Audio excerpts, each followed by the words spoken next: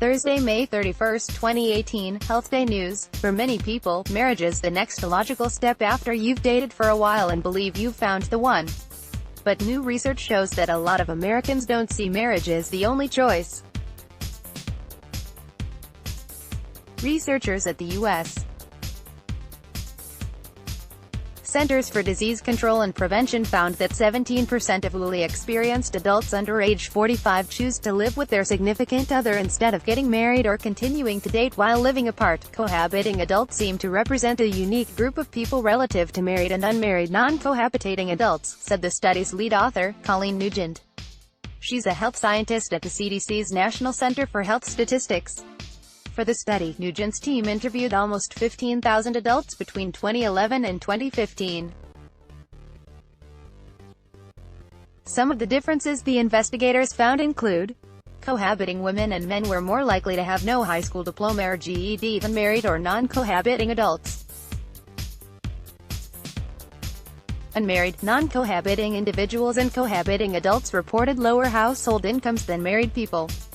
Cohabiting adults were more supportive of premarital cohabitation and the idea that living together before marriage may help prevent divorce, compared with married and unmarried, non-cohabiting adults. They were also more supportive of raising children in cohabiting unions.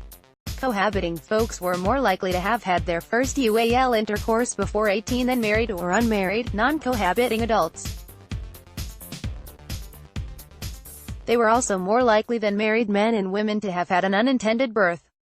It's not clear from this study if more people are living together than in the past, but Nugent said that previous studies have suggested that is the case. She also noted that the information from the current study doesn't help explain certain findings, why people who live together are less likely to have a higher education and more likely to have lower incomes than married people or those not living with their significant other. Nugent pointed out that the study asked for household income information, not just on a single person. Jessie Warner-Cohen is a health psychologist at Long Island Jewish Medical Center in New Hyde Park, NY. She said this study adds to the knowledge about people who live together as opposed to those who get married. As to why people living together might earn less, Warner-Cohen speculated they might integrate their lives and finances less than married people. When people are married, they integrate their lives and come up with shared goals and shared views, she said.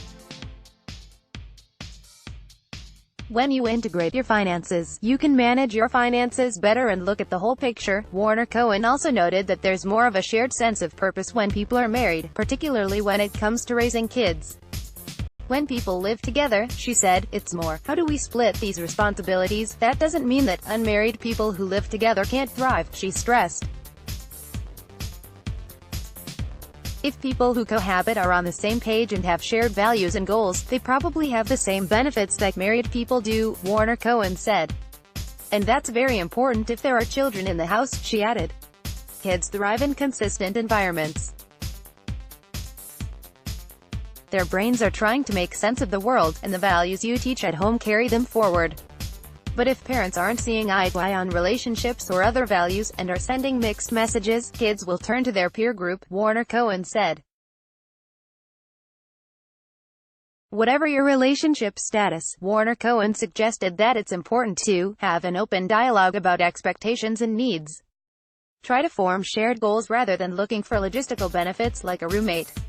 The study results were released May 31 in the CDC's National Health Statistics reports.